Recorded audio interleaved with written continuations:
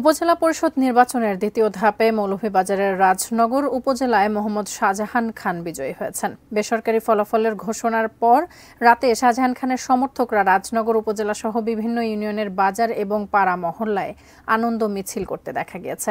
এ সময় বিজয়ীর সমর্থকরা একে অন্যকে মিষ্টিমুখ করেন।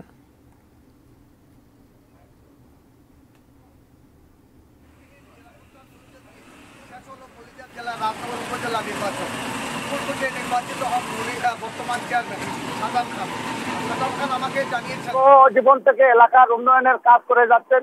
প্রাথমিক এলাকার অসহায় মানুষের পাশে থেকে কাজ করছেন। মানুষ তার কাজের মূল্যায়ন করেছে, দুইবার নির্বাচিত করেছে। আমি মানুষের পাশে আছি, পাশে থাকবো। নির্বাচনের ফল প্রকাশের পর সারা রাজনগরে আনন্দের বন্যা বইছে। প্রাথমিক ও এলাকার লোকজন মিষ্টি বিতরণ করে রাত 2টা পর্যন্ত চলে আনন্দ উৎসব। দিনে বিজয় মিছিল নিষেধাজ্ঞা থাকায় কোনো মিছিল হচ্ছে না। এই ছিল আমার শেষের তথ্য।